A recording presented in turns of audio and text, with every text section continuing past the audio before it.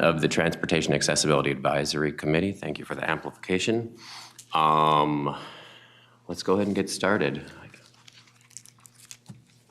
We have 9 people, so we have quorum. Perfect. Let's start with roll call. Let's start on Carrie's end this time. Take it away, Carrie. Carrie Sheldon, Precinct G. Jeff Danes, Precinct E. Eric Henderson, Minnesota Council on Disability. Patty Thorson, Trellis. Kevin Petrie, Recording Secretary. Darrell Paulsen, Region F, I believe, and also the Vice Chair. David Fenley, TAAC Chair. Cheryl Schmidt, Metro Mobility. Patsy Murphy, Precinct C. Richard Rowan, AARP. Doug Cook, Metro Transit. Claudia Fugly, MNCCD. Fantastic. Do we have any TAAC members online yet? Doesn't look like it. All right, if folks jump on, chime in, or I'll try to notice, and then I'll call on you. So we have a quorum. I would accept a motion to approve this month's agenda. So moved by Patsy Murphy. Thank you, Patsy. Thank you for the second, Claudia. All in favor, aye? Aye. Aye. Opposed, no. Abstentions, fantastic. Fantastic. We didn't have a meeting in August, so I would accept unless there are changes, I would accept a motion to approve the July meeting minutes. So moved. Thank you, Darrell. Is there a second? Second. Awesome, Jeffrey. Thank you. Second. All in favor, say aye. Aye. Aye. Opposed, no. All right, abstentions, fantastic. It passes. That was extremely efficient. Thank you very much, TAAC members. Let's just dive right into our agenda. Is Nathan here? Fantastic. All right, so pocket schedule evaluations. Thank you, Nathan. Hi, everyone.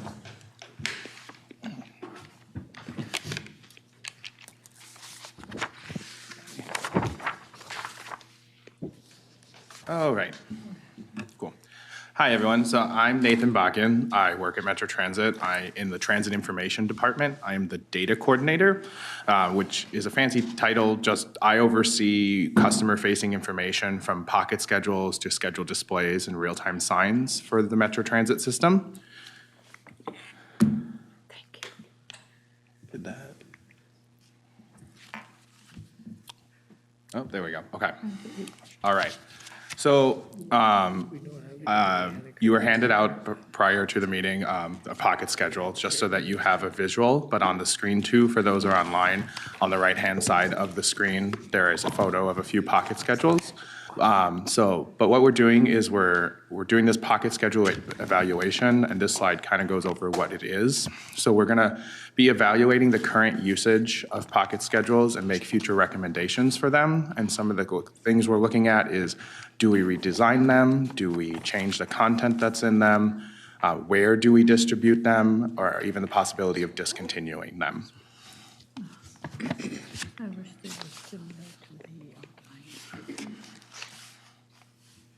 Okay, so inside pocket schedules, there's a few elements, and there's a slight typo on the PowerPoint that I forgot to change, but under that first image there, that's what the maps look like in the pocket schedules.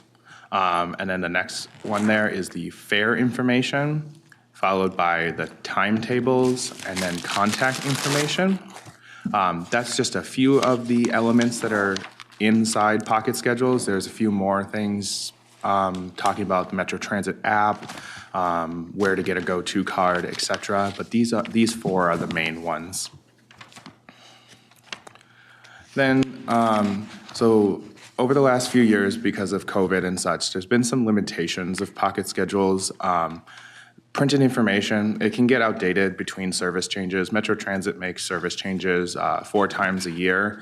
And if something happens between service changes, that doesn't get updated until the following service change. So someone could pick up a pocket schedule and possibly have outdated information. There's just generally been the advancement of Metro Transit technology and online tools as well. And after the pandemic, we were generally having an issue finding someone who wanted to print these as well with the printing contract. But we did find just a few months ago, it was approved by the Transportation Committee, a contract for printing those. So that's no longer an issue, but it was a pain point at one point. Oh, can we go back one slide, please? All right. So what we're looking here in transit information is how does TAAC want to be involved with the evaluation of pocket schedules? We're kind of looking to answer the questions of how should we engage the disability community, as well as if anyone in TAAC or a group of folks on TAAC want to be part of like a one-on-one or a focus group to provide more in-depth feedback about pocket schedules. And then if we want to have some discussion now, that's totally okay. Fantastic. I have a couple questions. Do any other tech members have questions before I fire away? Go ahead, Heidi. Yeah, one thing is don't make this any smaller because I'm getting like cataracts and so, and there's not much they can do right now until it's full blown. But then things like this, in order to keep me independent, because the state of Minnesota is the one that takes me everywhere. You know, you drive me, Metro helps me and stuff, so don't make it any smaller. And can you make it similar on the internet, like it's here, so when you have to teach a newbie, you know, a brand new person with a disability and wants to be independent and can take the bus, we can teach either way because cell phones are becoming the way of the future. So I want them to correlate similar because I tried doing it on the internet. And then there's all these different companies that are fighting for my rights of transportation, and they're not really a part of Minnesota, but they're helping. So I have to get back to your site to do the actual work. So, and some of this is very helpful. It's just that don't make it so complicated that I have to work harder just to find what I need. Absolutely. You know, it's like going down inside. And then this should match up, and when I get to the bus stop, you know, when I have the thing, it should correlate a little and not be so off base that I'm confused if I'm even standing at the right bus stop. Absolutely. I will just touch on that a little bit. The time points on the pocket schedule are going to, it shows the major time points along a route, where a bus schedule at the stop level will be a little bit more descriptive and accurate. So there is sometimes a little bit of a discrepancy there, but the time is going to be the correct time, no matter what, if you're looking at the pocket schedule. Actually, I was told, and we've had this in another couple of meetings, where the time might be just slightly a little off, but it's more, you're working on getting it more accurate, you know, and getting it closer, but don't make it 100% say, oh, it's going to be perfect at the bus stop, because it's not. Absolutely. So I just wanted to bring that up. Thank you. Thanks, Heidi. So each little piece, you know, of the teaching kind of goes, okay, first I did this. I have my cell phone in case, you know, one of you guys say use your cell phone, and then I can get to the bus stop and use the little chart and get on and go where I need to go. And coming back the same way. It should work both ways, not just one way. Thank you. Thanks, Heidi. Darrell, did you have some comments? Yeah, Go ahead. Nathan, as a total transit dependent user on the system, I see a couple things happening. But first I'd like to know, do we know the percentage of people that are still using pocket schedules? And I mean, given today's current technology, I've not seen a pocket schedule other than because I sit in the front of the bus or on the train. I can see pocket schedules sometimes when a new driver fills it up or something changes over. But what I also don't see on the pocket schedule is I don't see abilities to have them easily printed in different languages. And I don't see the one on, on all of our main ones, we should very clearly say, if you need this in any other format, you can get it. I'm sure it states it very small on the bottom there somewhere.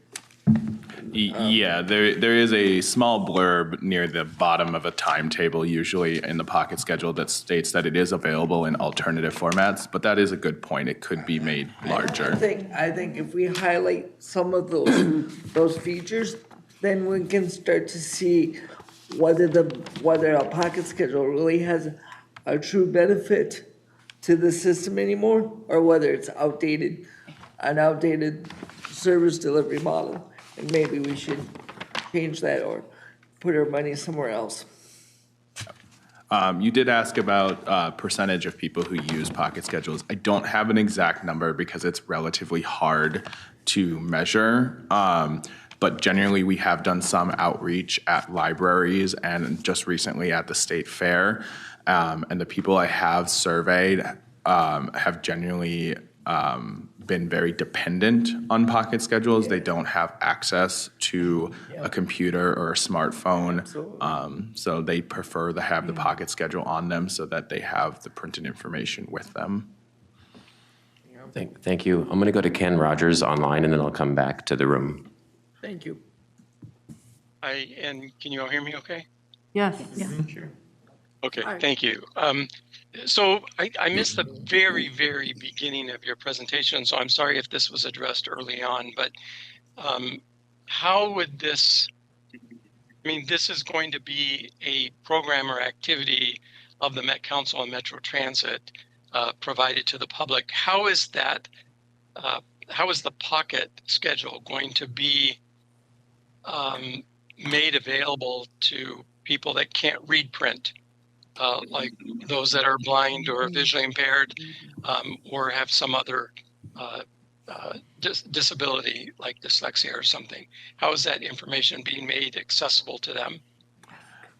Yes, so the pockets, everything that is available in a pocket schedule is also available via screen reader on our website in those general situations.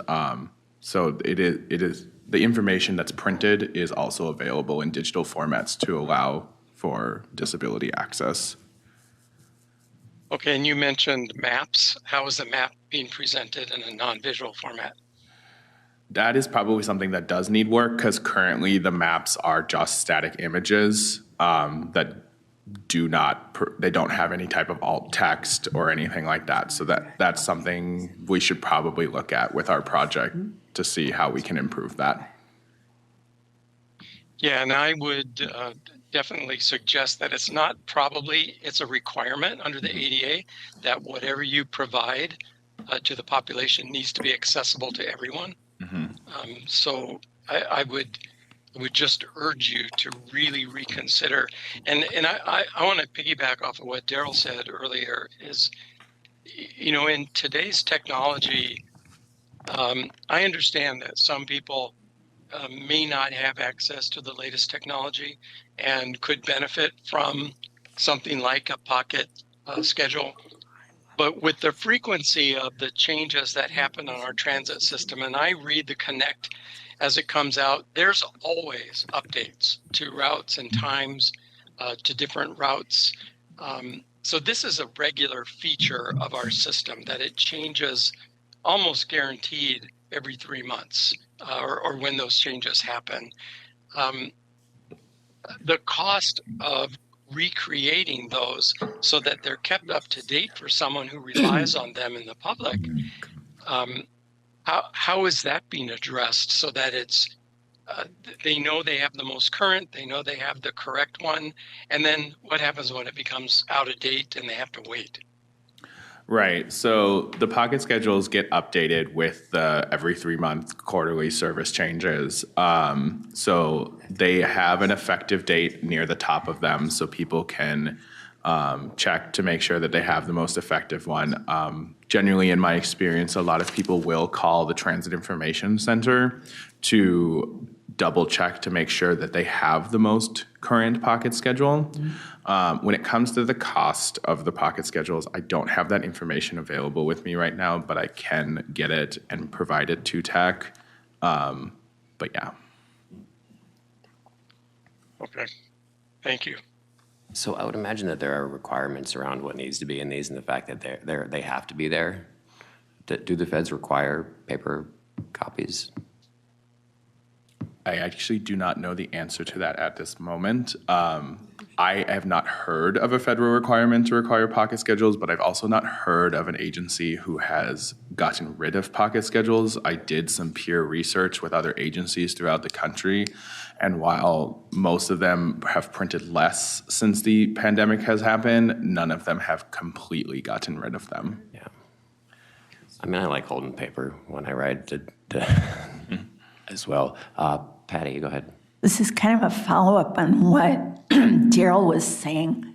The statement at the bottom of documents saying this document is available in alternative format, pardon me, is that statement available in the, let's say if a document is, I used to work as a reader many years ago with a woman who was blind, and she worked for the state of Minnesota, and at the bottom of the document it always said this is available in alternative format if you need it. If somebody needs it, they're probably, are they finding that information out in the format that they need it? Do you know what I mean? Yeah, I get what you're getting at. You're basically saying if someone, say for example, someone who has vision loss, they probably can't actually see that little note on the pocket schedule saying this is available in alternative format. You know. Yeah. And I don't know how you fix that. First, it's knowing where your outlets are, you know. And I guess I would say that's something we should probably look into a little. Again, I think this note thing is probably a good thing I didn't think about before, so I'm glad that you guys brought it up. But I'm thinking that pocket schedules kind of, a lot of times people pick up pocket schedules from our service centers, or they call transit information to call to have them ordered. So I think when if they're talking to a live person in person or over the phone, there is the opportunity there. To provide that information. So, but yeah, that is something that we should look more into. Hold on one second, Heidi. So it sounds like you're kind of at the beginning of this process. Yes, but I would say we've a couple months into it. It's okay. So we're just, I don't want to get too much into the weeds here, since I think on your last slide you did say that you're curious about disability representation when it comes to kind of diving into the weeds here. Do you have like 10,000-foot questions for us, or you're just kind of querying us to see if we want to be involved, more or less? More of a query about how you'd like to be involved. Okay. Yeah. Okay. Because, I mean, I think I could see some benefit to that, but I'd like to ask the TAAC members. Heidi, go ahead. Oh, my question was this, you're doing also for the disabled, but some of this could help the people who come into Minnesota, like at the airport or certain hotels and stuff. So I can see one of these but then you very clearly can lay out maybe a little bit of information about the website, because what they're going to be frustrated is they're going to believe this, but daily, I never seen so much text and emails daily that buses are changing or canceling or not working or something happened, and that the pocket thing is a great idea, because we're going back to the old days before technology was around. So I get it, it's like a roadmap. But now, if you can advertise in different locations about your options in case they're a little frustrated with the pocket thing, then they're not left in the dark if they have a cell phone with them. Yeah, I think that point about a first point of contact for a new visitor to city is quite good. Yeah. I always grab one when I hop on the bus in a new city, and it has just the basic information about Metro Transit, which is I think kind of nice. And it helps like hotels, and I know our library, because people want to come to the library, but sometimes they need to know when to leave, and and if they're filled up correctly, you got a couple different choices, So there seems to be interest. in the TAAC and what's contained in this and how it's delivered to folks, I think we'll probably have some good ideas for you. But so TAAC members, if you have interest in this, reach out to me, and I will then reach out to you. Perfect. Are there any more last burning questions? Hopefully not. Questions about like design? I just had a Go ahead. comment. I know when I was looking at, and the people were talking about the other forms of language, I was kind of looking, and honestly, I was looking all around. Now, I just happened to highlight it once so I could find it again. But I was wondering if maybe this could be right there, right next to where it says the phone number in metrotransit.org. Oh, okay, that's a good. That could be, Oh, yeah, some of that that would make information that's really more good. inside there, could be more upfront. Suggestion. So the alternative format information front and center, you're saying? Yeah. Like that, it says the documents available in alternate format. Placement of small. So I think that's actually a really good idea. I think that when we do move forward with more kind of offline individualized design work and content work, I think we can put those forward. Is it specific to the design? And I just hope to take her idea and make it very clear, because I've had that problem where it's in different forms, but then it doesn't fit me and a group of us. It only fits the blind or the deaf. I want it to fit all people. Like me, I can read somewhat, but I can't read everything, so I like different forms, just in case if it's out there and it can help me be independent, great. I just don't want to be a group of us getting pigeonholed, because we always, tend to have that happen. Thank you for coming, Nathan. Thank you for offering this opportunity. I would imagine that at least one or two folks would be interested. We can connect offline to see, one is probably plenty, but we can determine that. But thank you for including us in this discussion. Absolutely. Thank you guys for your comments.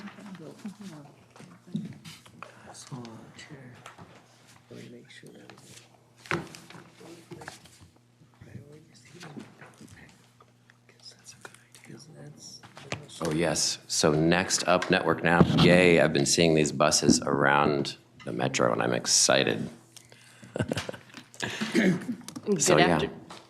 Please. Oh, thank you.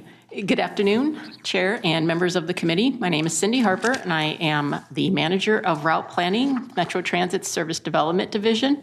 With me today is Julie Martinez in our Community Outreach and Engagement team, and also want to introduce one other member of my group, right behind me, Mark Christensen, who is an associate planner and has done a lot of the technical behind-the-scenes work on this project. So just wanted to make sure that he receives a little bit of due attention as well.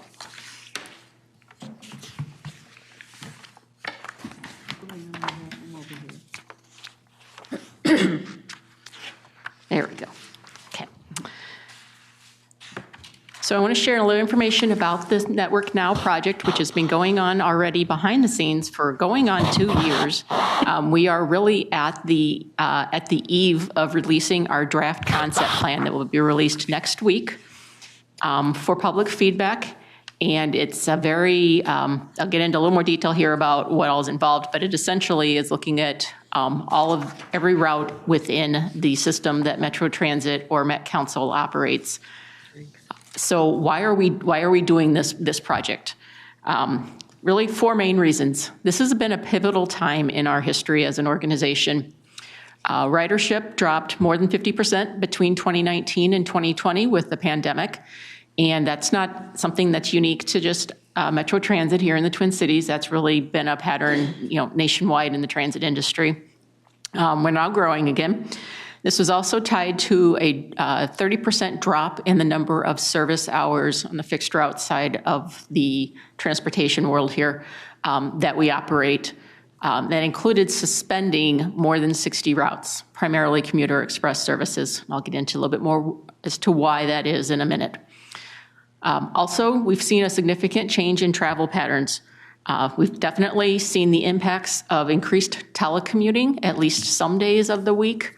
on our commuter and express market, which generally has been geared towards bringing office workers into the downtowns in the University of Minnesota. We've seen a significant change with ridership trends in that group. Also, the type of service that runs all day, where you can use it for a variety of trip purposes, those types of routes have been the routes that have been the most resilient for us in the last 4 years in terms of ridership. Workforce is a top priority for Metro Transit. Like many companies during the pandemic, we struggled to find operators and other staff required in order to get buses and trains out on schedule. I think we have turned a corner on that.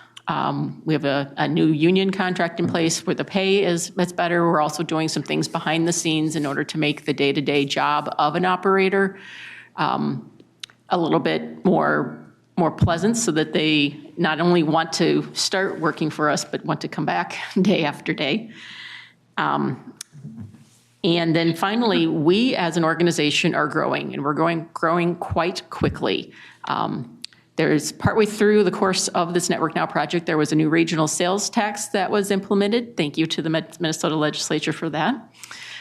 We have 4 different transitways under construction right now. Up to this point, I don't think we've ever had more than one capital transitway project under construction at a time. So this is really a lot of construction that's happening on not only a highway BRT line, the Gold Line that opens next spring, as well as 2 different arterial BRT lines. The B line opens next June, and the E line opens next December. Southwest LRT extension, Green Line extension is also currently happening. And then within our time frame here for this report, or for this project, the G line in St. Paul will also be opening, or part of it. So lots and lots of construction. As well as we have a new mode of transit, or maybe it's not completely new, a different form of transit in the region that we look to expand upon. That's called microtransit. Okay. So Network Now is a short-term vision. It has 2 goals: to resolve the status of routes that are currently suspended. As I mentioned, we have quite a few of those, many that have been suspended for more than 4 years at this point, going since the start of the pandemic. Most of these are commuter and express routes, and many of these rely on park and ride facilities in suburban areas. And so also means we need to resolve what happens with some facilities, whether they will continue to be needed. Also, Network Now is looking to improve through the funding provided by the regional sales tax, improve service, including new routes, as well as redesigning of existing routes, improving existing service with either improved frequency, so how often the bus or train runs, or span improvements, so service that starts earlier in the morning or runs later in the evening. Also preparing for Metro line investments, such as the Gold Line, the Green Line extension, and microtransit expansion possibilities.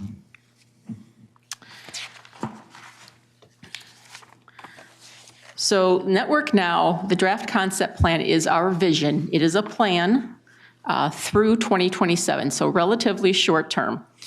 The proposed plan is going to expand service in our network by more than 35% in order to grow ridership. So that's a very significant increase in just the number of hours of service that we have out on the street. Also looking to improve coverage and mobility by expanding bus routes and also Metro micro service, microtransit. And it's an opportunity for us to redesign our commuter and express services in order to meet the travel needs of our region today. The foundation for network modification, really, there's 3 pillars of which this Network Now plan is based on. And these are all present in a report that was available last fall, still on our website. It's called Establishing the Foundation.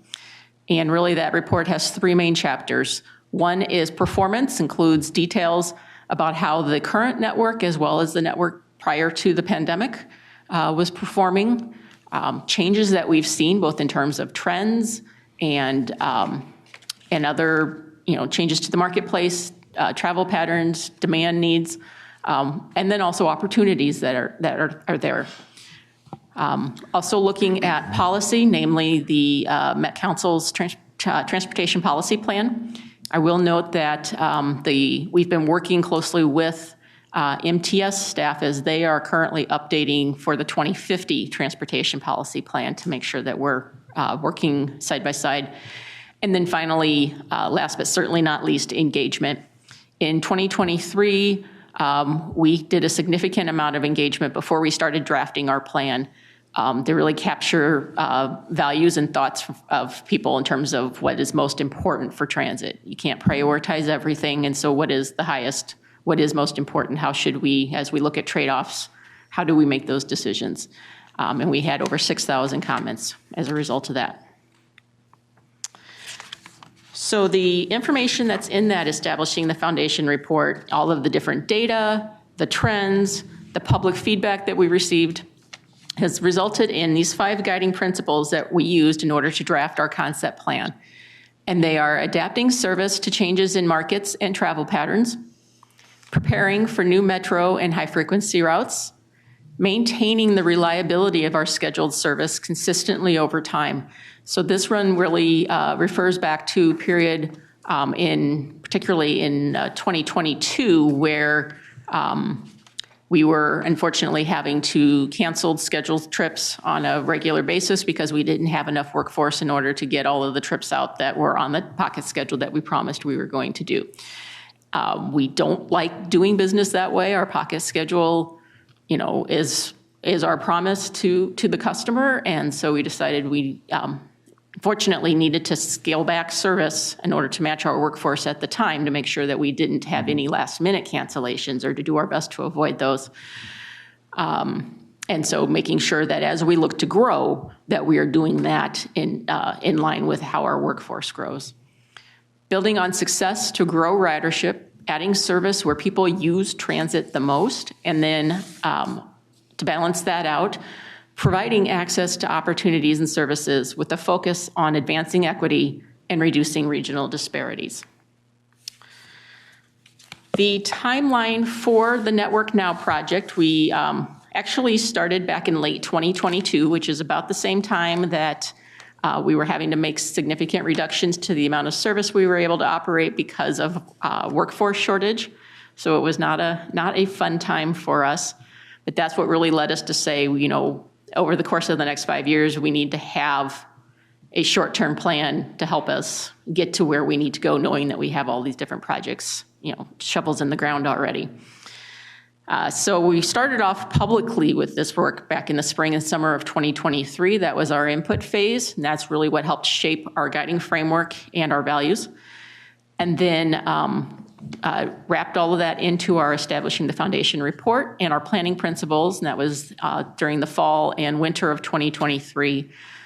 Earlier this year is when we switched gears into actually drafting the concept plan. So actually putting pen to paper and figuring out for each route what it is that, do we need to make changes? If it's a suspended service, are we going to restore it or not? If it's, where do we want to do new routes? Where do we want to adjust existing services? All of that. So that is what we are really at the doorstep of now, is getting ready to release that plan next week for public feedback. And then we will accept public comments through the middle of November 15th, and then we will modify our plan based on what we hear, and then hope to come back to the council and ask them for final approval on our plan in early 2025. Just a few of the highlights and features that as you have an opportunity starting next week to review the actual project report, hopefully you will see in this our guiding principles coming through in these areas. First of all, growing ridership by improving frequency and span, particularly on local routes. And that includes improving frequency on the Green Line and the Blue Line to every 10 minutes, getting back to where we were prior to the pandemic in terms of 10-minute service. Also, providing additional service coverage, so fixed route services in places that currently do not have have services. So a few new routes, and then in some cases, existing routes with new areas of coverage on them. Altogether, we are looking at an approximately 25% increase in terms of the number of jobs that are accessible within 45 minutes using transit to the average resident as a result of the improvements that are in this plan. Also adapting service to travel patterns, in particular the changes that we've seen in the commuter and express market. Preparing to implement the Metro network. As I mentioned, there's 3 lines that open next year. The Gold Line, B line, which is currently today's Route 21, and the E line, which is currently today's Route 6, are all planned for 2025, and we're on schedule. And then there's 2 more Metro lines that are scheduled to open in 2027. We get a little bit of a breather in 2026. That includes for 2027 the Green Line extension out to Eden Prairie, as well as the G line, the north half of it. So the G line is Rice and Roberts Streets, currently parts of Route 62 and 68. The portion from downtown St. Paul to the north will open first. It's tied to reconstruction of Rice Street. That will open in 2027. The southern portion of the line on Roberts Street will open in, I believe, 2028. And that's also tied to construction. We don't want to open something immediately, have the corridor go under major construction. And then finally, maintaining the reliability of our service. So making sure that we schedule service that recognizes the constraints of our workforce. If we don't, for example, if we are struggling to have weekend operators, okay, this isn't the right time to expand our weekend service. If we are, seeing a lot of, and really, this will be the thing that helps shape how quickly we're able to implement our plan is workforce, as well as ongoing speed and reliability work. So things like bus-only lanes, queue jumps for transit, other transit advantages that not only make buses operate faster, but just as importantly, more reliable from day to day and from trip to trip are also part of our work. I wanted to switch gears a little bit from the fixed route side to Metro Micro. So that is a new name for a program that is currently running in North Minneapolis as a pilot called Metro Transit Micro. We're renaming it. And it really has three objectives. The idea is to serve areas that are difficult to effectively serve using traditional fixed route transit service. Our goal, as we look to expand this network, we're looking to grow from 1 zone today to 9 by the end of 2027. Really looking at extending the reach of our transit centers and other transitway stations. So really focusing on bringing folks that currently don't have access to transit into the network where they can then go forward and make connections. And Metro Micro is, it's a mobile app enabled, basically the idea of it's on-demand service within a small zone within realistically a 20 to 30 minute wait. It's not like Dial-A-Ride where you schedule service ahead of time. It is on demand. It is a shared ride service. It is, I've heard some people describe it as Uber with a bus. It is a small vehicle similar to the Metro Mobility vehicles that we're talking about, or that we are using on the service. We do have the ability, if you're not comfortable using an app on your phone to schedule trips, there is a phone number that folks can call to also request a ride.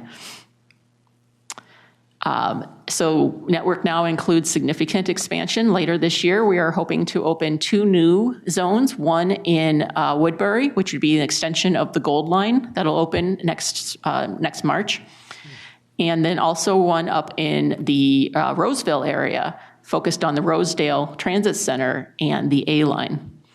After that, there'd be 2 projects per year roughly is our goal. Between 2025 and 2027, projects that we have At this point, we have placeholders for areas, but we don't have the specific zones completely worked out yet. We will work with the communities as we get closer to implementation to draw the exact boundaries and borders of the zones. But we're constrained basically by what you can do with a certain number of buses and a 30-minute wait. So we really want to make sure that our zones are the right size, that we're not promising more than we can deliver. We're looking at projects that connect with the Orange Line at the 98th Street Station down in South Bloomington, as well as our Starlight Transit Center up in Brooklyn Park, the Northtown Transit Center in Blaine, which is a future F line. I should mention the Starlight Transit Center is the future Blue Line extension. Also, we have a regional solicitation grant that pays for 2 of these microzones, one of them in Minnetonka, that will connect in with the Green Line extension, as well as one in northern Dakota County in the Mendota Heights, West St. Paul area that will be focused on the Northern Dakota County Service Center, basically Robert Street and 494, which is the terminal for the south end of the G line. And then also I'll mention Maplewood Mall Transit Center and the future Purple Line. So in terms of changes that you can expect at a regional level from all of these improvements that are in Network Now, as I mentioned earlier, a 35% increase in service hours, doubling investment in our metro lines, so that's LRT and busways, and it's a 9 times investment in micro transit service over today. I'll note the concept plan proposes, you can see some numbers, that currently we're running about 1.5 million hours of fixed route service. Prior to the pandemic, we were at 1.9 million hours, and our plan proposes 2.1 million. And so even more that service than we had on the street prior to 2019. In all cases, local service is going to see the largest share of our investments as compared to light rail, bus rapid transit, micro, and commuter express routes. However, I will note that bus rapid transit, both highway and the arterial BRT lines, the letters, represent the biggest increase in investment, going from just 4% of our service back in 2019 to about 13% today and 20% by 2027. So that includes, as many of our arterial BRTs are growing, they are local services that are being converted. So that's part of the explanation there. Just a few stats on improved frequency and new coverage. There's more than 60 routes that have improved frequency, more than 20 routes that have areas of new coverage.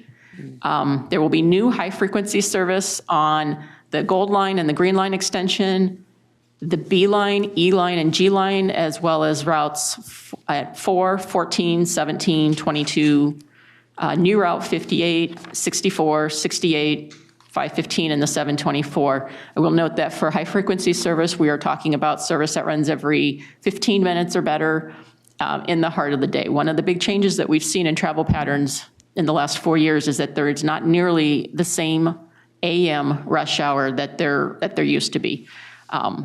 We are still seeing, ridership is still down overall. We're recovering, we're growing, but it's still down.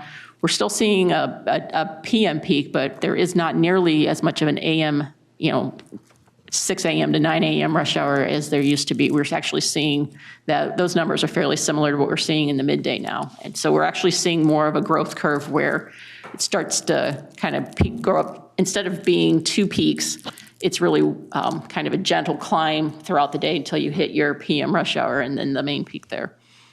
Our plan invests in frequent service, and in many cases, that service level is going to be better than what we had even prior to the pandemic. In terms of commuter-oriented services, we're adapting service to meet today's needs. And so in some cases, that is reinvesting resources in order to strengthen our network of frequent and available all-day services. One of the big things to keep in mind here is something called the Key Express Network. So that is basically we're having a shift in course in terms of how we serve the traditional suburban commuter express market, really looking to consolidate those services. So we will have for each of the major highway corridors, still have at least one express route anchored at a large park and ride that will operate at least every 15 minutes or better during the rush hour and have midday service.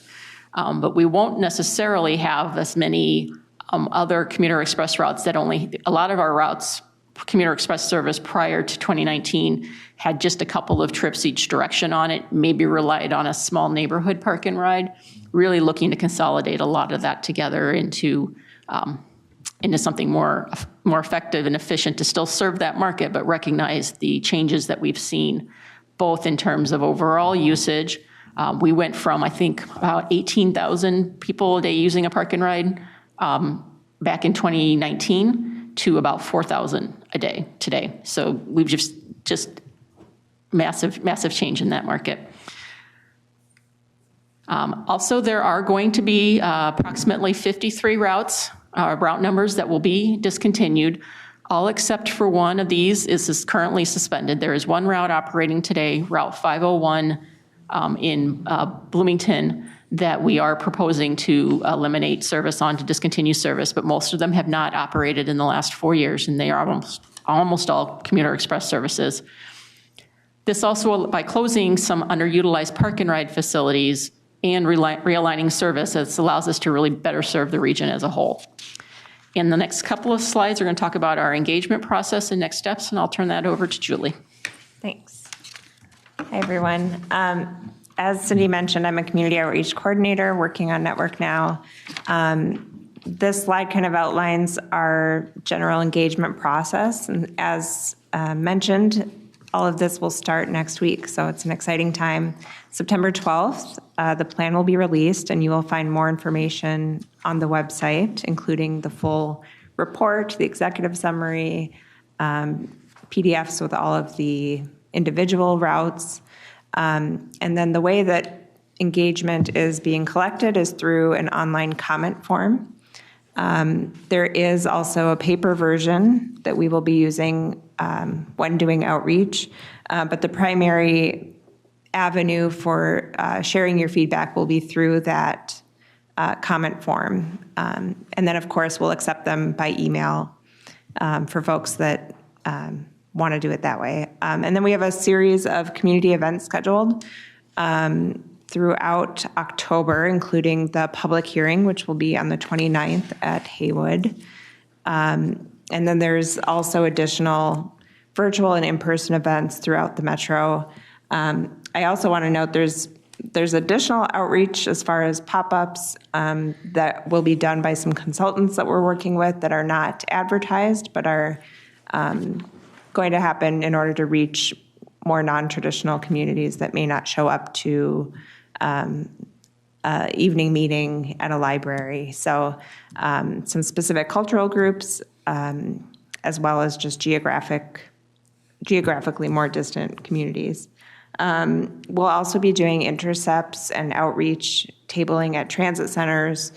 So we will have staff on board several transit routes throughout September and October, talking to people, asking them for their feedback on the report. And then we'll use our regular social media, rider alerts, our normal channels to share that this plan is available for people to view and that we want to hear feedback. So a host of opportunities to provide feedback. We're also doing direct outreach to organizational partners as well as cities and counties. There's a long list of briefings that have already happened this year. I think Cindy's done this presentation 30 times already, maybe. So a lot of people are getting this information, and soon it will be more public and easier to find. But I also have a list of some of the organizations that we'll be reaching out to, if there are any in particular that this group wants to make sure that we cover. I will add them to the list, and they'll receive all the information, as well as ways to amplify it. So we have social media and other images that they can use to share the information. Yes. So here's the timeline for what's next. There was a transportation committee that didn't have quorum, so September 9th is the next opportunity, and we'll be setting the public hearing date. Council will take action on the 11th. And then, once again, everything will be released on the 12th, so next Thursday. And the comment period will be open through November 15th. And so after that, we will kind of be refining the plan based on the feedback we receive. Me and my outreach team will be furiously entering in all the data and comments and sorting through it all. And then that will carry us through the winter. And then early next year, we would seek council approval. And the phased implementation would kind of begin after that. So let's see what else. I think that might be it. We'd be happy to take any questions. Yep. Or Awesome. any feedback. Thank you. This is quite exciting. It's been a ton of work. Heidi, go ahead. Well, I first want to say to the lady who had all the information in her head, that was amazing. To pull it off. Thank you. So I commend her. And then the other thing I'm concerned about, you're not just building this because we're asking for it, but it's also handicapped accessible. And people like me who can't process everything the way you can remember all your information, can actually utilize some of this and be able to get off the bus and go where they need to go. And the surrounding areas are handicapped accessible a little. It's not so complicated that we can't make it work. So are they thinking about that, because there are spots, like in the example you brought up, West St. Paul, and I live in West St. Paul, 5 minutes away from the Northern Service Center, so the 75F will take me there to see my social worker and have my meetings and whatever paperwork and stuff. So I'm familiar with that, but there are bus stops that are not very handicapped accessible. They're kind of stuck in places that, yes, it fits the route, but it doesn't fit, like a bunch of different types of people, that need to understand. And are there going to be landmarks and things around it so they can have help to understand the areas, not just just in some weird area, and it's like, then we all have to figure out what that all means, So Sure. just something to think about, because that was a lot of information, like we want to build new things and restructure certain things, and I'm still learning, what's been taken away and what's been given and what's handicapped and what's not, and so, and I understand COVID didn't help that, so just keep that in mind. Thank you. Great.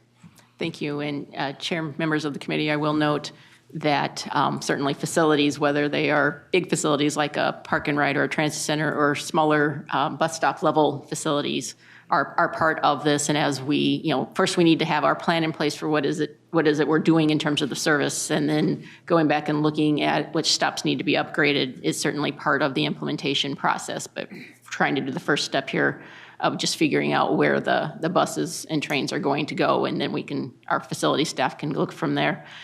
I will note that this is a ton of information, and this will all be out on our website. But one of the things that we're doing, I think this is kind of cool. We're calling them individual route pages, otherwise known as Appendix C of our report. But on our website, we have a separate page for every single route that either existed back in 2019 or is running today. And on this page, and you can, we'll include what the planned frequency of service is. We'll include a map for those who are able to use a map that shows what the old routing was, what the new routing was in contrasting colors. And so you can see, it's like, oh, that's where the route used to go, but now it's going to go over here instead. And then also there's a series of bullet points that outline describes the changes that are planned for the route and also the area that the route serves. So that's meant to, that's kind of our attempt to convert the map using alt text is the descriptions that we're going to have on those sheets. So there will be on our website. We know that a lot of people, they're interested in the big picture, sure, but most people really want to know what's happening to my route or a couple of routes that I ride in my neighborhood. And so it'll be pretty easy to go on our website, be able to just go and find real quickly, what's happening on my route, and find the individual route page and get taken right away to just the bare essentials of what's going on for that particular route, what is being proposed. And just keep everything I just said and think about it in the wintertime. Yes. So we can actually function and get there. Yes, that is definitely a challenge. Thank you, Heidi. Do any other TAC members have questions or comments? Surprisingly, I do not have any. Well, no, this is an important thing. I'm just amazed at how much you can remember. You've done You this. think I'm amazing, Troy, how much he can remember. He's the one that's been keeping all of the spreadsheets and the details, and as we look at all the resources and keeping track of how many buses that's going to be and Did that, all of that kind of stuff. Go ahead, Heidi, yeah. that change, the first thing, does your project tie into this thing and then finally become one? So once you get off the ground and get this working, then you work with the people who design where the buses, and the maps and the websites, the first guy who came here to talk, and then you fall into Yes. it too. So Exactly. Are they going So- to tie together? Yes, Chair and members of the committee, that's exactly what my department, Service Development, does, is we are the starting point for what the service on the street is going to look like on the fixed route side.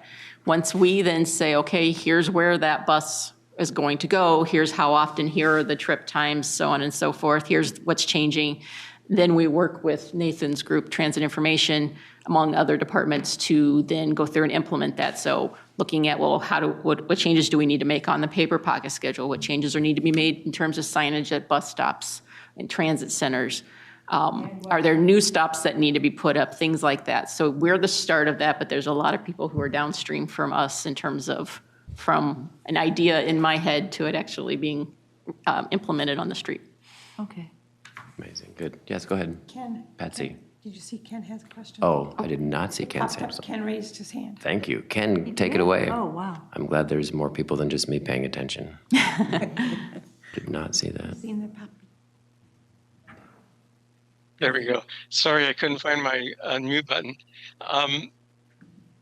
Two really quick mentions that are really, really, really important to people that are visually impaired and or deafblind. And you mentioned queue jumping. That's a very, very large red flag for me. So one of the questions I want to just raise, and maybe it's to you, Dave, as chair, this is something that has not been fully addressed or discussed with us as a committee in terms of how queue jumping might work and what it looks like in actuality. When buses jump other buses, that's not a good thing for blind and deafblind travelers. So that's one thing I'd like to just kind of highlight that reminded me that we need to have a deeper conversation about queue jumping, and that still needs to happen. The second thing I wanted to mention is you also mentioned at one point that the maps will be color coded. And I just want to make sure that you're working with the accessibility team at Metro Transit or Met Council to ensure that things cannot be just identified by color. They have to be identified with a physical attribute as well, because people who use screen readers can't identify color, and they need to know when those changes are being made. So I just wanted to bring those two things up as just reminders. Thank you. And Chair, members of the committee, I will clarify my comment on queue jumping. I did not mean buses leapfrogging other buses. I meant when you're at approaching a controlled intersection where there's a backup, something where the bus has the ability to get the jump on other general purpose traffic, not have to wait through the backup for the queue. So I understand the issues certainly when buses are moving around each other, but I meant just in terms of giving transit the advantage over general purpose traffic to bypass areas of congestion. Heidi, go ahead. Oh, Kim brought up a really good point, not just for the blind and low vision, but people who have learning disabilities. And so some of this, like when he was talking about the buses jumping, sometimes we know exactly where the bus to stand. So if you teach somebody, your bus always comes in this area, they'll know, and if they can read the number and understand the number on the front of the bus, they'll know to stand in that general area. But when you start rearranging, it's kind of like when all this road construction, I had to Yeah. learn a few times not to stand in the wrong spot, because you kept changing it faster than I can learn it. So just keep that in mind when you redesign the system, that the system kind of follows what me and Ken and a few others are trying to say, so we can actually get there and get on the correct bus and get where we need to go, and then come home the same way, but on the opposite side. Thank you. Thank you. Thank you, Heidi. No more questions, no more comments. Thank you very much. I'm excited. I'm excited for the microtransit project, 'cause that's what I'm excited for. I think you like just say the word microtransit. Yeah, it rolls off the tongue. And speaking of construction, Heidi, we have the Blue Line Lake Street presentation, which I think is under construction. Well, welcome back. Oh, this looks nice. Thank you, Chair, committee members. We'll do introductions. I'm Christina Morrison. I'm a project coordinator with Metro Transit Engineering and Facilities. I work on design of public-facing facilities. And Jenny? My name is Jenny Ackerson. I'm a planner with Engineering Facilities at Metro Transit, and I help plan bus stops and transit centers and rail station renovations like we'll talk about today.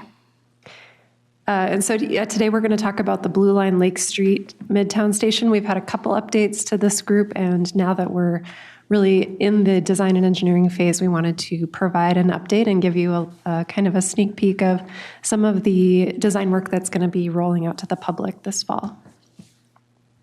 And I'll just say the cover photo here is an existing image of the Blue Line Lake Street South Tower. This is sort of from the approach to the elevator, and you might notice that we've done some recent installation here of interior public art. We did a artistic wallpaper, you could say, that helps us reduce graffiti and help maintain the station, keep it in good repair. So that's just a note on what you're seeing there at the existing station. Oh, and this is how I suppose I can't just track ahead on my laptop. Okay, I'm gonna have to use the button.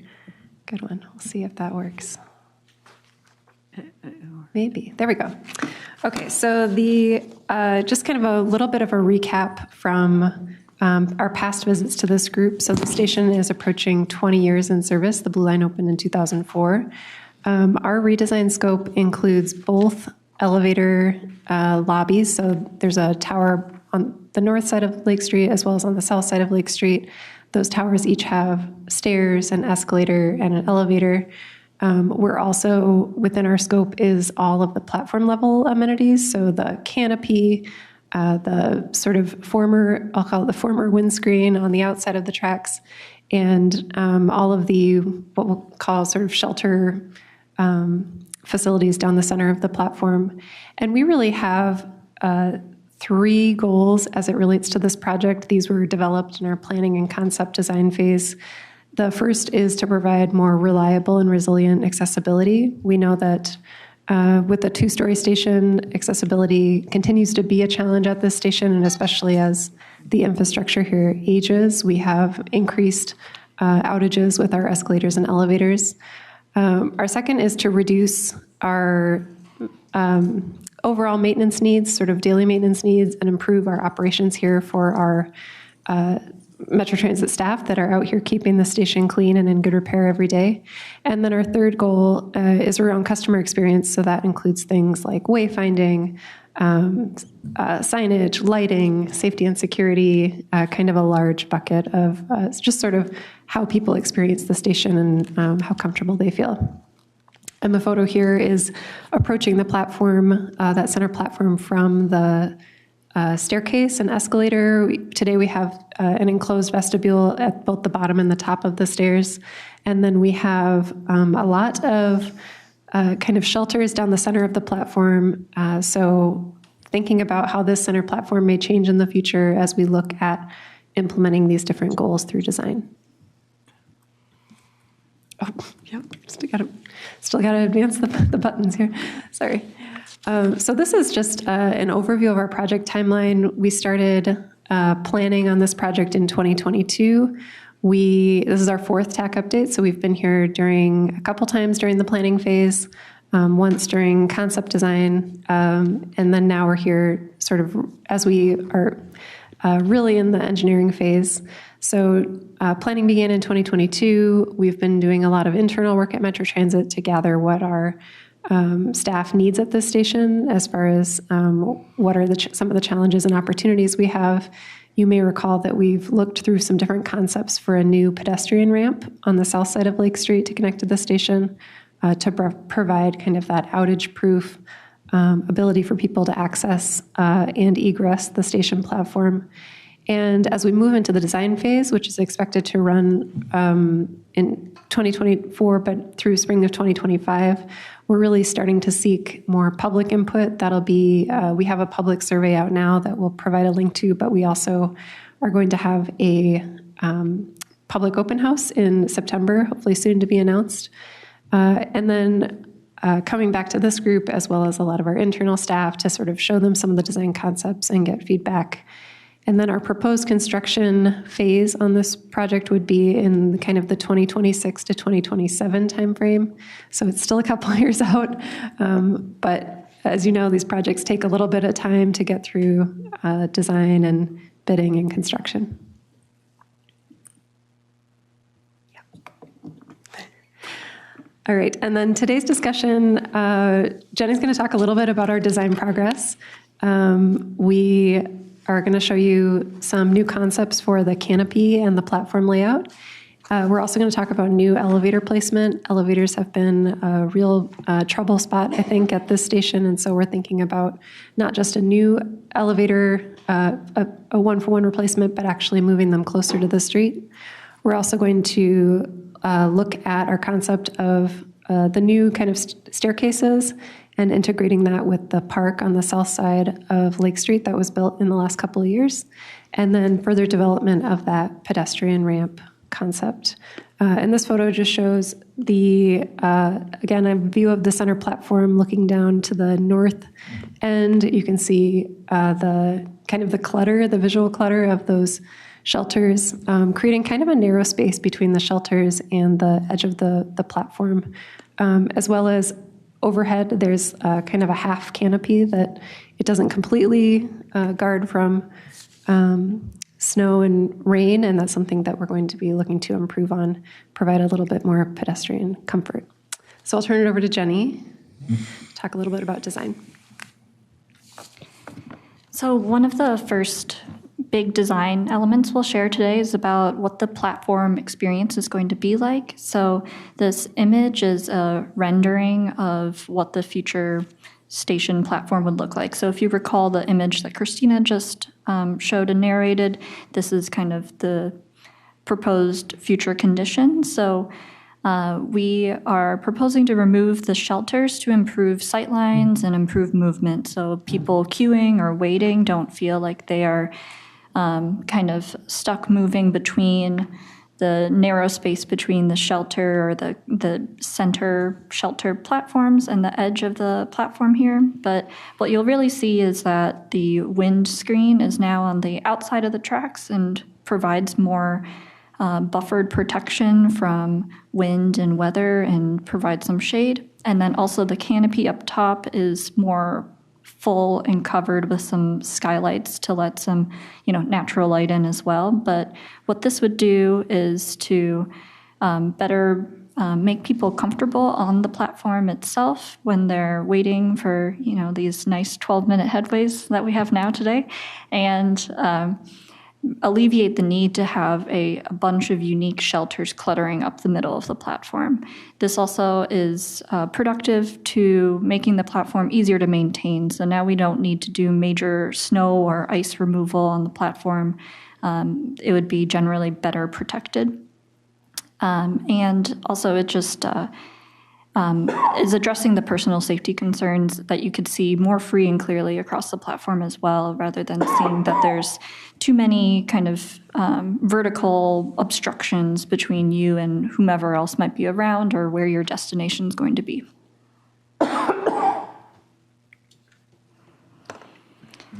Thinking about how we approach the station, so the circulation being the stairs and elevator and our escalator today. So these are two images to remind you of what the station experience is like today. The image on the left showing kind of a narrow staircase with an escalator, and then the image on the right showing kind of how set back the entrance to the station is from the street. We know that there's about 150 feet from Lake Street to the entrances, and you might not really be able to clearly see where to even get into the station. And we know that those are challenges to accessibility and just making it really easy for people to approach the station, know their surroundings, have better wayfinding. So what we are proposing here at a minimum is to make the station more open air, so less solid walls to enclose the station.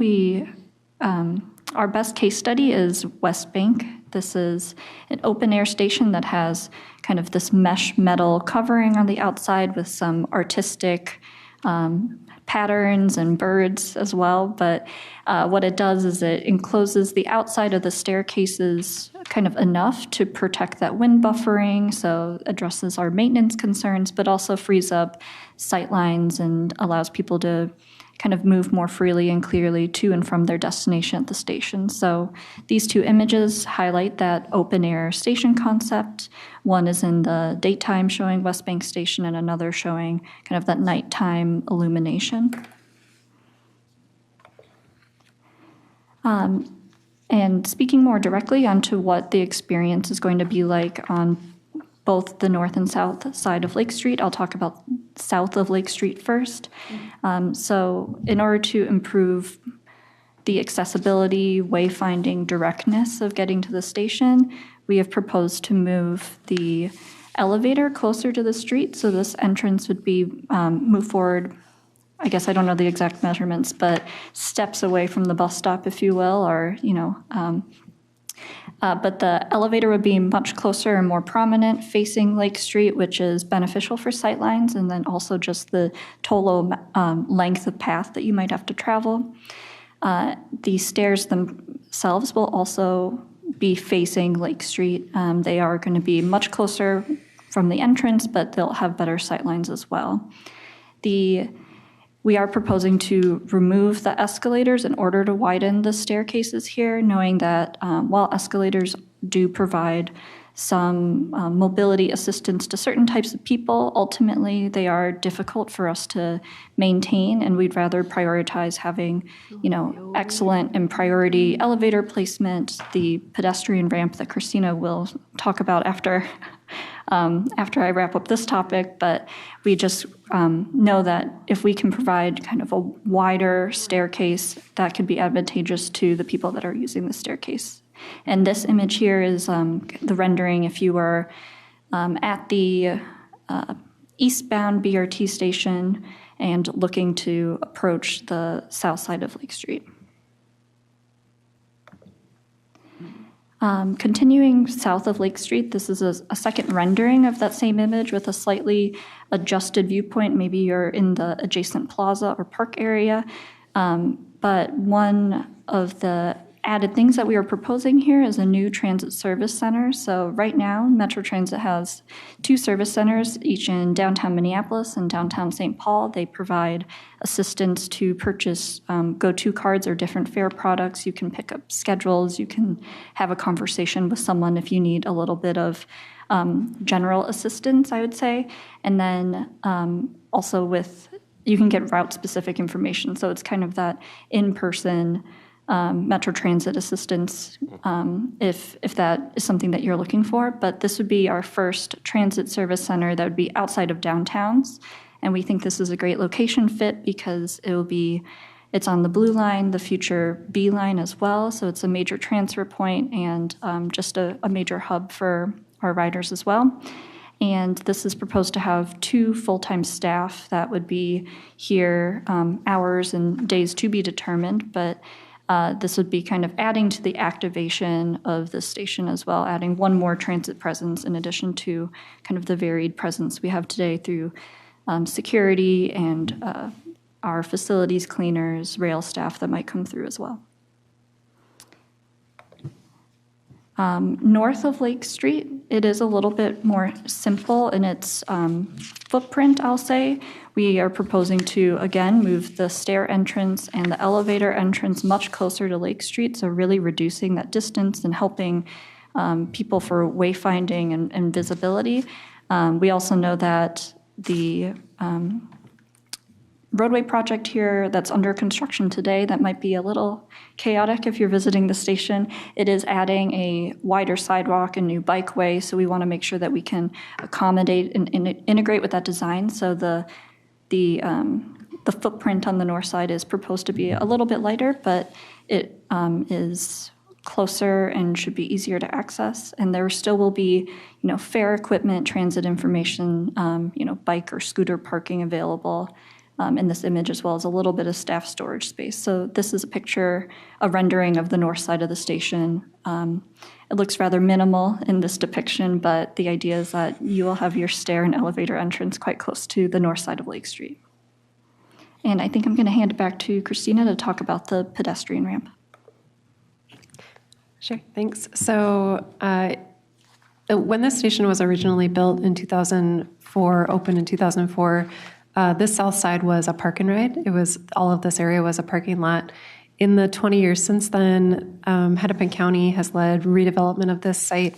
There is now a pretty large park and public plaza there that hosts the Midtown Farmers Market. This photo shows there's also a playground on site, some trees, some landscaped areas. So in thinking about the renovation of the station and our accessibility improvements, we want to be sure to integrate with that park space and to make it make it a little bit seamless for people who are using kind of these two public spaces. And there's also quite a bit, I should say, of housing and services located adjacent to this park. So there's a Hennepin County Service Center there. There's just a lot of sort of new infrastructure to build on as we think about the design on this south side. So what we are planning as part of this redesign is to add a pedestrian ramp on the south side of Lake Street, adjacent to the park. We are looking at this as having sort of a primary function of being an ADA accessible, fully accessible slope to get up and down from the platform, but with softening it a little bit with some landscaping, potentially some seating, especially as you get lower into the park, that could be used. If you've been to other farmers markets in Minneapolis, for example, you might grab something to eat at the farmers market and sit on a bench and listen to music. We're also, there's quite a drop here from the south end of the park down to Lake Street is almost 10 feet. And so we are proposing using the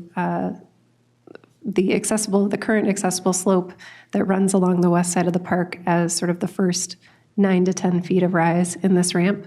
So not recreating that separately or on top of it, but just kind of integrating with that design.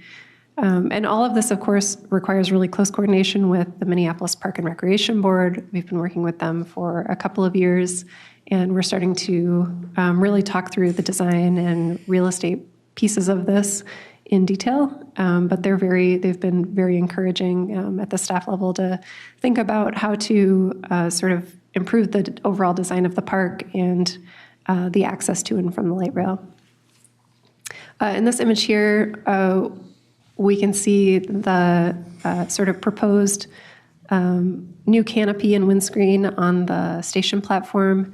Sort of stretches out and provides a little bit of a covering for people that would be crossing at track level of the southbound track to access the new ramp.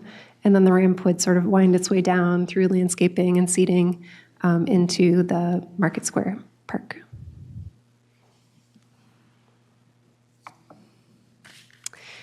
And these are just a few images of places that we've looked at that are sort of examples of that kind of pedestrian ramp with landscaping or seating. The one on the left is an example in Montreal where this is near their city hall where they have a staircase that has sort of a ramp and landscaping that runs through it. So multiple sort of different paths for people to use. The image in the middle is Metro Transit's Haywood office in Minneapolis, which many of you have probably been to meetings there. When that police building was added on a few years ago, there was a ramp added to the exterior, kind of the front door of that new building. And that's used by, I think, many of the staff and visitors to that building. It's sort of a very prominent, well-used entrance. That is a ramp that ramps down to the city street. And then the image on the right being Waterworks Park in Minneapolis. This is just over off the Mississippi River in downtown. This is a relatively recent construction project, maybe in the last 5 years, would we say? But Waterworks Park is another example where they're using an accessible ramp and landscaping to kind of create or bridge the scope between two different levels of the park. So looking at that as well as a possible sort of inspiration for what this could look like at Lake Street.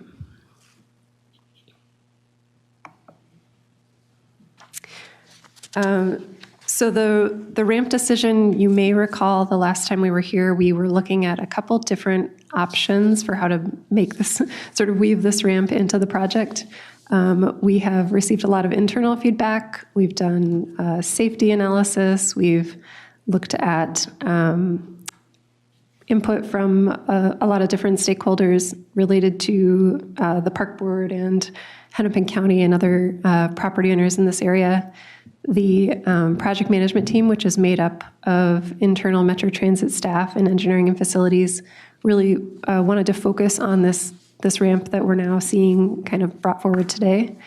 There is a component here where, because of the use of federal funds, we are required to evaluate impacts to the parkland that is adjacent to the station. And so we're going to go through that process with the Minneapolis Park and Recreation Board, MPRB.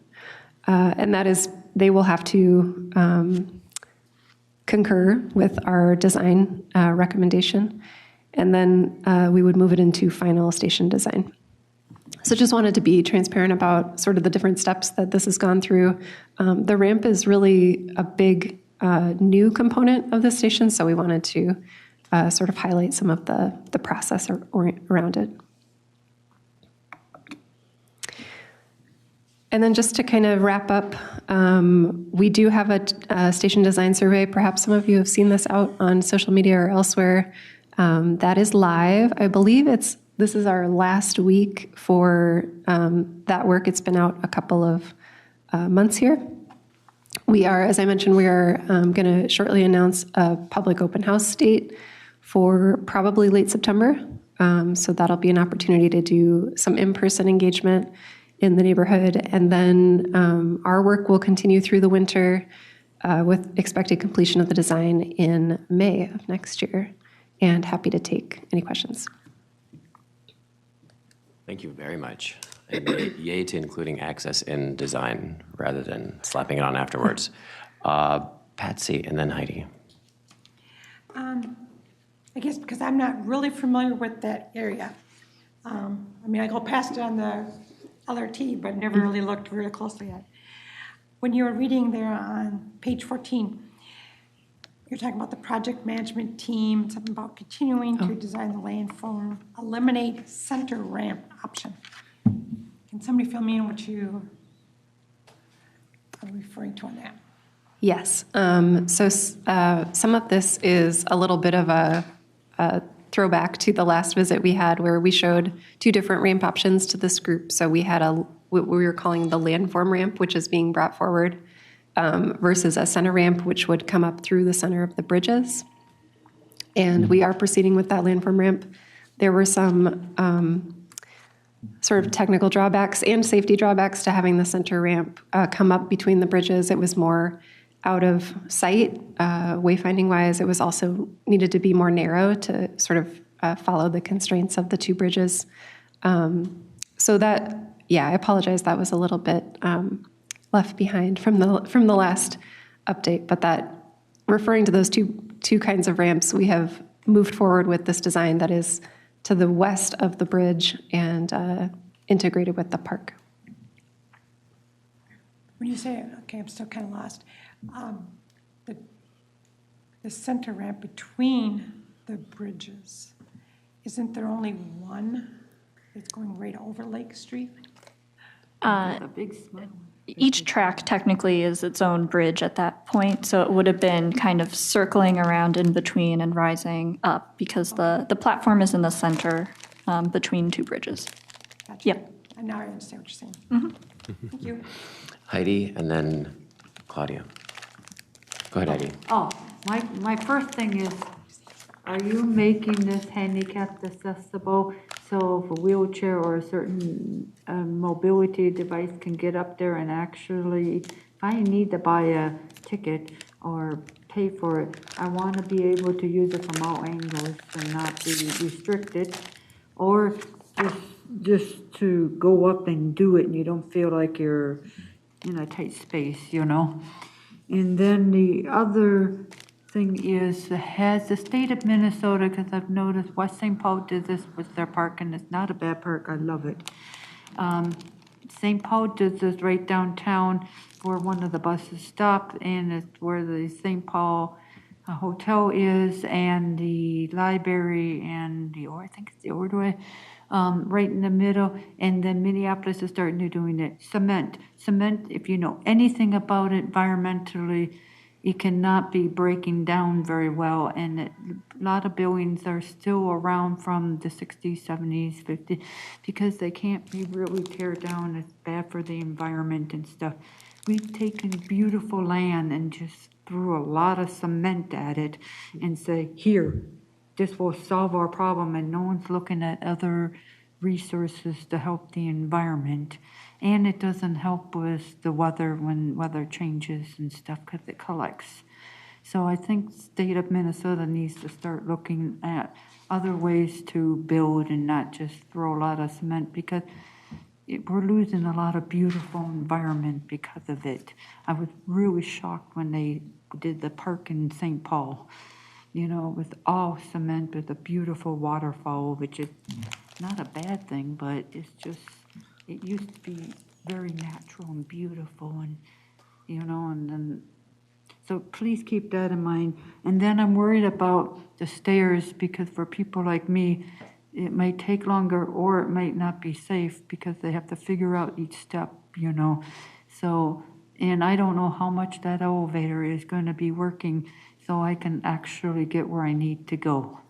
Because I don't know how steep, because I didn't design the football stadium, but you know, and I know you're taking out the escalator, but when I was at a concert and looked at the escalator and 5,000 people, I got scared going to the very top where my seat was. So I had to figure out halfway across a few times someone explaining to get to an actual elevator to get to my seat correctly so I'm safe. And I had a great time. It's just not built for certain types of people where their brains don't fit with certain things, you know. We really want to be a part of the community. So keep that in mind when you start building, especially the cement thing. Because I like it, but I'm also against it because it also causes other problems in if you want to stay natural, environmental, cement is not the way to go 100%. Thank you. Thank you, Chair, committee members. I think I heard 3 comments, so I'll try to address them in order. The first one was referring to the ticket vending machines, I believe. And also when you tap for your thing. And our validator, our card validators. We are proposing to have a ticket vending machine available near each elevator entrance as well as the stair entrance if they are separate, to make sure that you can have step-free access to purchase a pass or to tap your pass. Part of fair compliance is making sure it's really easy and accessible for people and within their eyesight, so that's important to us. There was a second comment about overuse of concrete, it sounds like, and we understand that we want to be mindful of our materials and having good watershed and landscape and shading. So there is a little bit of a balance of what can we maintain and what's going to be, the most comfortable experience. So we will take your comment to heart there. And I believe the third comment was, I forgot the last one. I saw the long stairs. And Oh, it long freaked stairs. me out, Mm-hmm. know. And I really want to be a part of the community, but sometimes you don't make it easy. The sight lines and exact like entry and exit points of the stairs are really important to us in this design, and that's part of what is being asked of in the public survey that's live right now. But ultimately, we want to make them closer to the street, closer to the middle of the platform as well, and that when you are kind of exiting or entering the stairs, it's very clear which direction you might want to face or head if you're catching the bus, going somewhere else on Lake Street, catching the train. So those are things that we are thinking about, and I certainly hear what you're It's still saying. going to be like a huge, long walk, because in the wintertime, it's not all safe, or I don't know exactly what your ideas are, but is it going to be like that picture? Because that's a workout for some people. I can speak to that. So today at Lake Street, there's about 50 stairs, I want to say. It's a one straight shot. It's relatively narrow, even, if you wanted to maybe rest or take a break partway up, it's pretty hard to do that with people coming behind you. Both sides of the street here, we're proposing a stairway that turns halfway, so there would be a landing. On the south side, we're also proposing to kind of break up that one long staircase by having a few steps and then kind of a little plaza area and then another staircase. So definitely thinking about how to break up the walk. It's a lot of feet to traverse from the street level to the platform level, and definitely hearing your comments about just making that manageable. Can I ask one more thing? Yeah. And this doesn't get think about, because I've been to theaters where they have very narrow steps and you have to remember how to maneuver them, because sometimes you don't think about speed and you don't think about certain things. So are you going to give us enough footage to get most of our shoe onto the thing so we can at least, figure out how to work with the stairs? As I want to be a part of the community. You speaking? Oh, as we can be a part of the community. I'm sorry. It has. I get you referring to the depth of the step, right? Yeah, because like at the theater, sometimes, because they were made way back in the day, and they were trying to get more rows, and the steps are very narrow, and so you don't have a lot to work with, and so I've learned to deal with that. But now we are talking going up, kind of like hiking a mountain. So I want enough to work with so I can get where I need to go, if that makes sense. If that will help you. Yeah, at a minimum, we're going to be following current Minnesota code for stair compliance, but I think kind of what you're describing is things that are like amphitheater seating, et cetera, because the main purpose of our stairs are to get from transit. It's going to, I guess, function and meet that depth and rise code of each step that is required. So it's not going to be, too soft or anything. Or too narrow where Yeah. your feet are not, you feel like you need more of a step to make sure you're safe. Thank you. Thank you, Heidi. Was that pertaining directly to the question? Because we have two more people before you in the queue. Okay, perfect. Just want to check in. So Claudia and then Ken, and then Eric. I'm concerned about the elevators. How often are they going to be maintained? If they're broken down, they're down. What is the option? And if there is an option, if I have to be someplace by a certain time, will I be able to get there? So my issue is, are they going to be easy to use and understand? So that's my questions regarding the elevator. Because I've seen too many of them broken down, and I really want to make sure I have no problems. Thank you. Yes, great comments, Chair, committee members. So we do have a lot of elevator outages, especially as our system is maturing. I think this is a bigger issue that Metro Transit's taking on, to think about elevator planning, maintenance, refurbishment. I think there's a lot of work in our department going on right now around this, not just at this location, but sort of throughout our facilities. These elevators are about 20 years old, which is about the lifespan of an elevator. And so I think we need to be more planful on the transit side about anticipating refurbishment and repairs. We had some major kind of overhaul repairs that were unanticipated at this station. Was it last summer? But we continue to have a lot of outages here. And so part of it is that these elevators are past their useful life. We're kind of trying to keep them in service, but not succeeding at that a lot of days. As you know, if you all are out here, you know there's a lot of outages.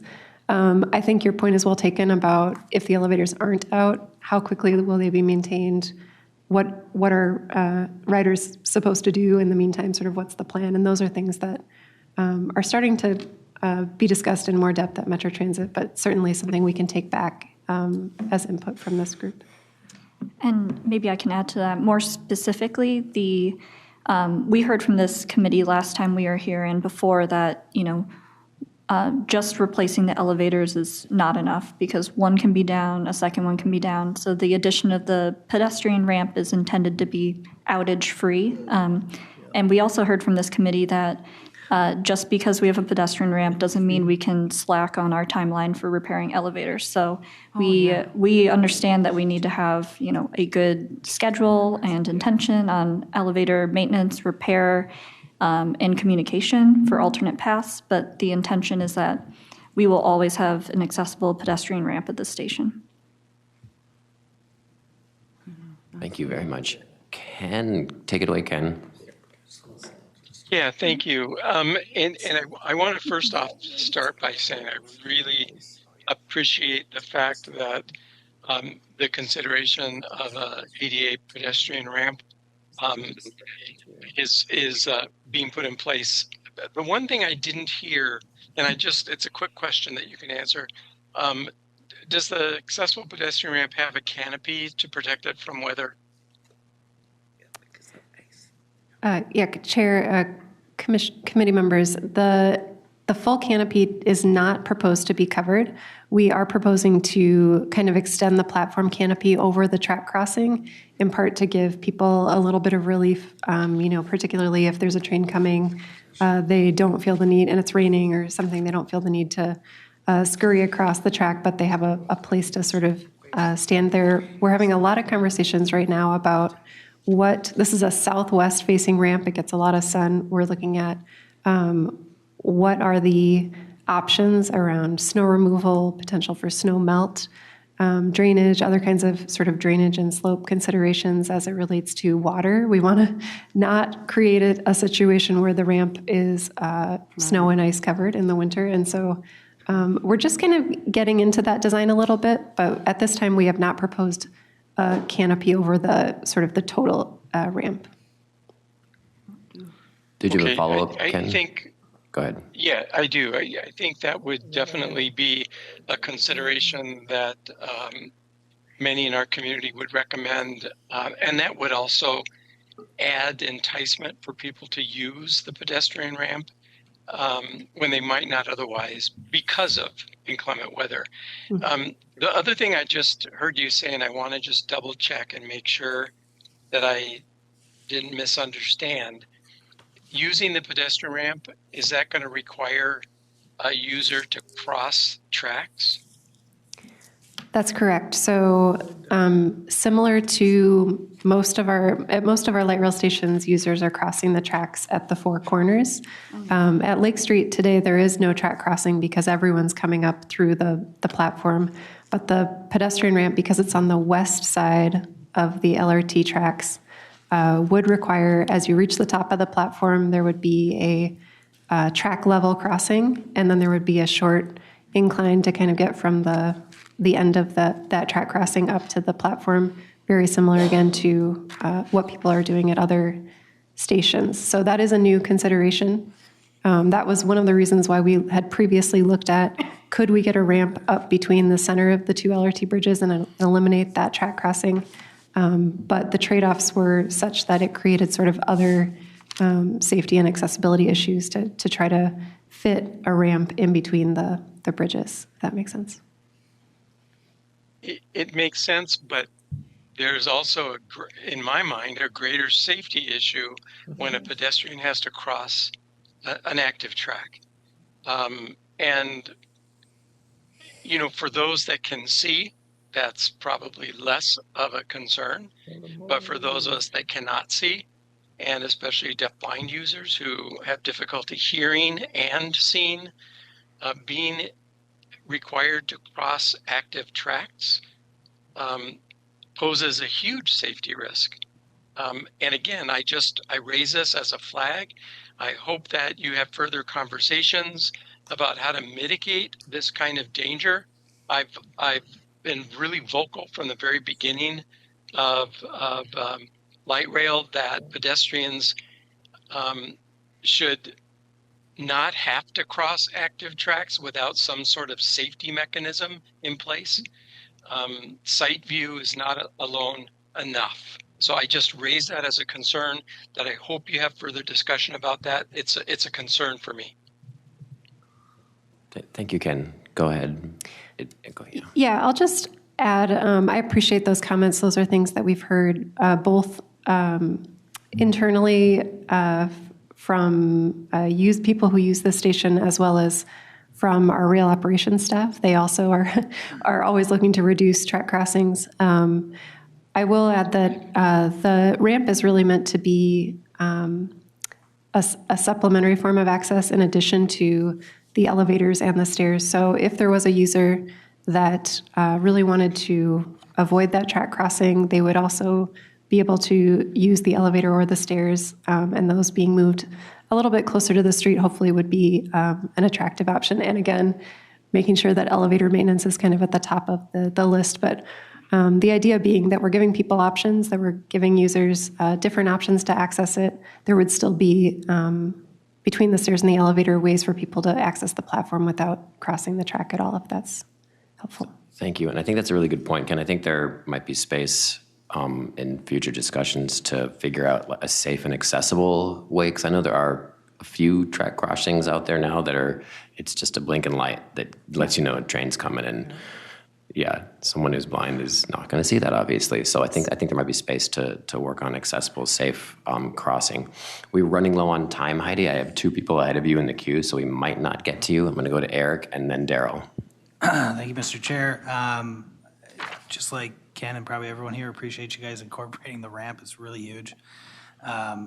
Aesthetically, I think it looks a lot better than I think the concept we saw before, and I think it blends well with the park. So hopefully your conversation with that board or decision body, hopefully they concur it's an improvement. One thing I would note, and hopefully it can be achieved through design, is kind of that discharge point of that pedestrian access route comes down south of where that existing playground is in the park.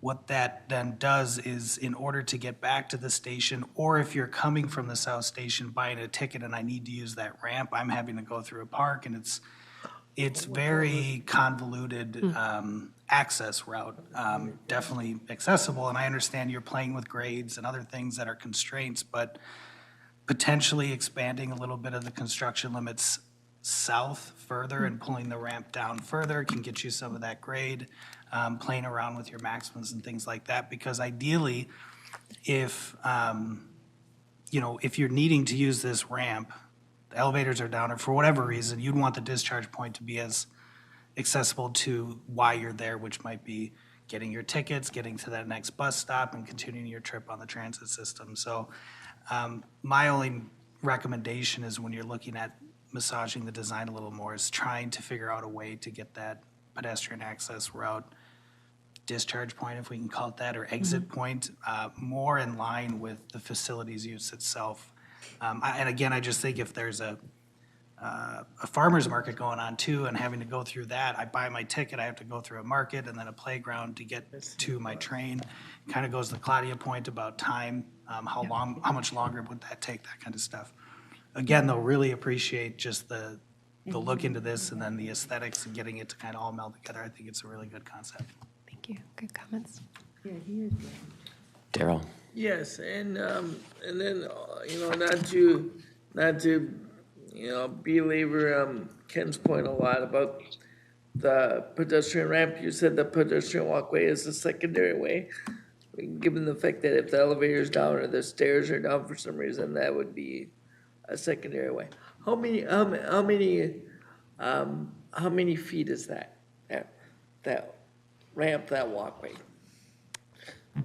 And if it's anywhere over 180 feet, there's absolutely no reason why you should not be looking at the benefits of making sure that that is covered. Because we, in Minnesota, we live in the world of wintertime and construction, okay? Both seasons are very impactful to people with disabilities and seniors. And if you're asking folks to move into a more non-traditional housing, which means that they typically give up their 2 car spaces that you typically would have in an apartment building, because we're asking people, when we take away their parking spaces, we then potentially force them to using public transit and using our transit system. That is what we want. But so if we're doing this by providing a different type of housing option, and then we're providing different types of transit options, those walkways have to be looked at with more intentional, and let's not call them secondary options. Let's understand that if you're putting that in as an option to not replacing the elevators or the escalators, then that's a priority that you guys are making within your design phase. So it no longer becomes a secondary option. It is the option instead of using an elevator or using a staircase. So I want that option to be just as nice and just as safe, just as well laid, just as clean as any other option that you're providing out there. Chair, committee members, thank you for those comments. I mean, we are certainly weighing the best way to take care of this proposed ramp, and we understand it might be a lot of linear feet, but it should be an equally attractive and safe and comfortable option. So we appreciate your comments. Thanks. Heidi, if you can make it quick. Yeah, it's real quick. It goes back to what Ken said. Don't just think about what Ken said, but that's very important. But also think about people who have processing, because I have to take all that information and then do it safely, and if Ken's with me, he has to do it in his way, and so we're both crossing safely. So I agree with Ken that we need to look at that, and make sure crossings are safe and stuff, because I don't know sometimes how to process certain things because the traffic is kind of weird, I think might not always be what's reality. So thank you. Thank you. Thank you, Heidi. Thank you. We really appreciate all the comments today, and we're going back to the drawing board, going to continue to incorporate design feedback, and we'll be back, I'm sure. Great. We appreciate your comment too. Thank This you. is exciting. Thank you. Awesome. All right.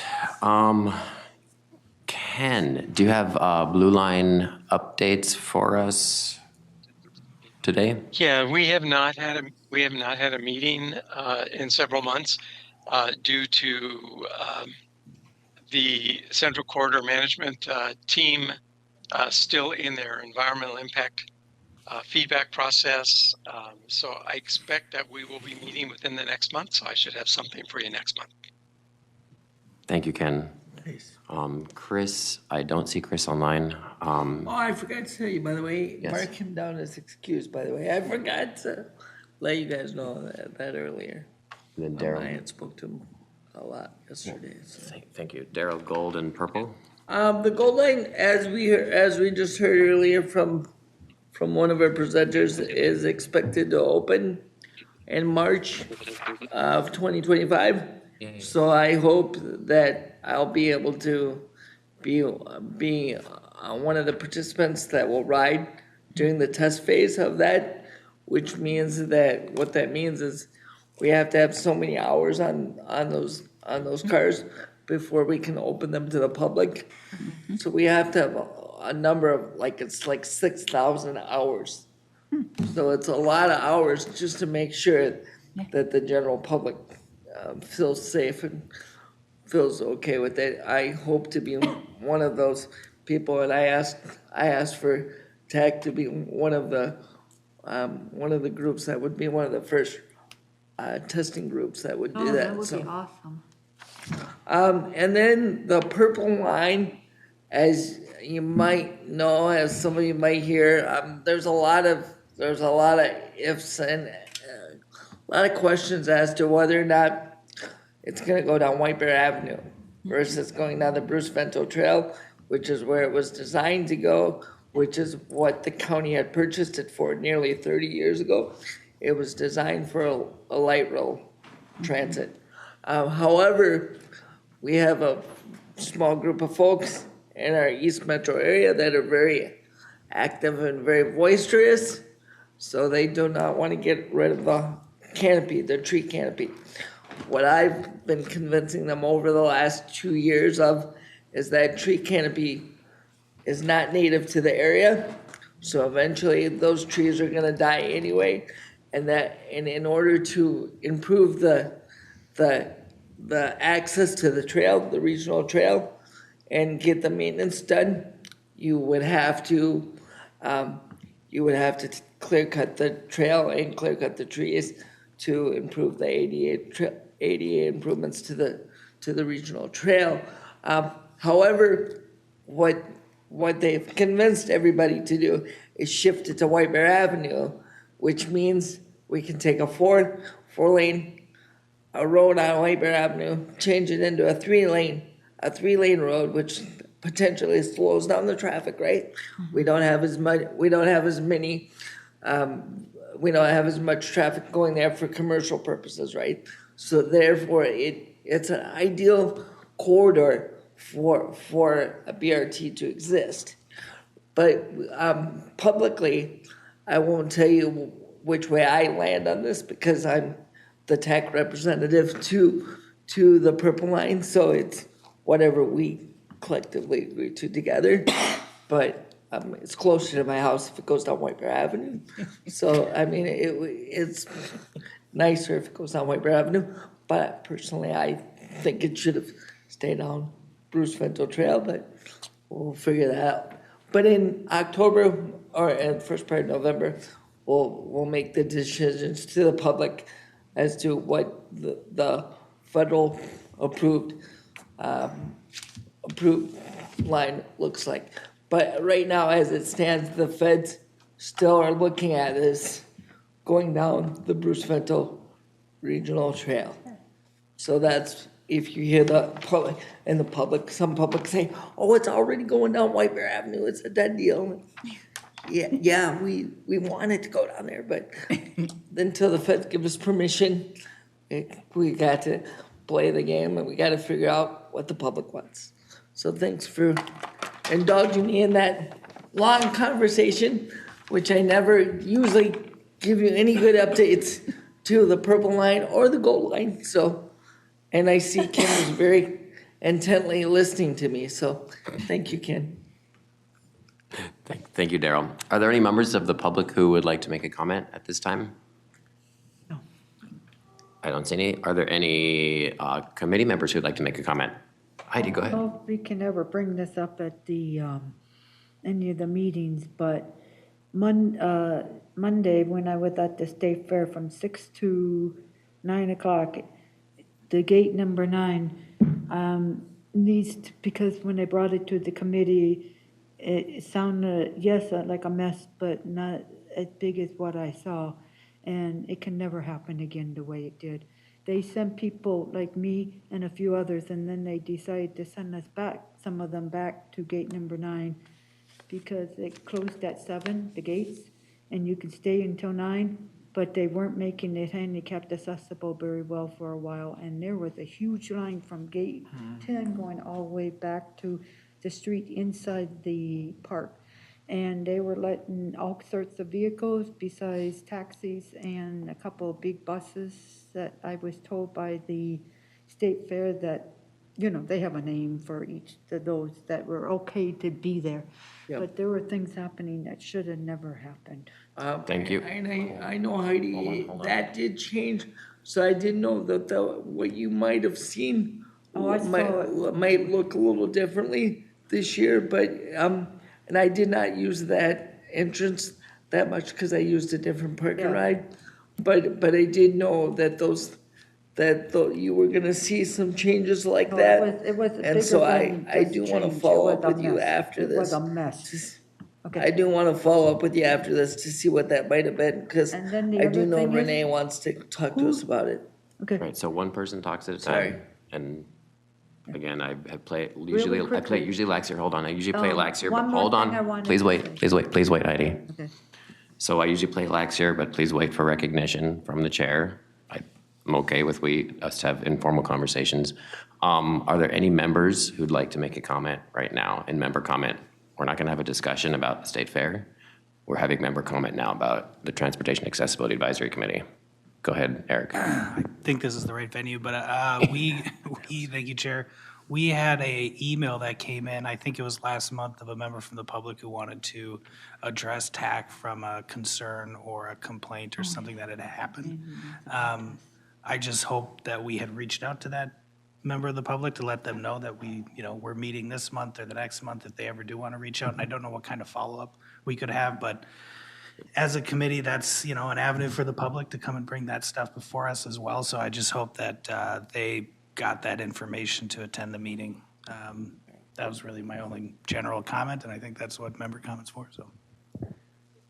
Can I? Yes, do you have another comment? Go ahead, Yeah, Heidi, to yes. go with what he said is, because Andy brought this up the day we were at the funeral for our TAAC member who passed away. And it has been addressed and talked about, but, if you want, but from what I was told, because I even brought the same concern you did, and Andy called me and he said she just sent out that email for us to know that this is happening and and it shouldn't be happening, and you should know, but it just happened to cancel that day. So the nice gentleman who does our emails, so we can have TAAC committee, have a meeting, said that he wanted to forward it, so we know what's going on. So, and Andy's on top of it, and it's been taken care of. That's what he told me.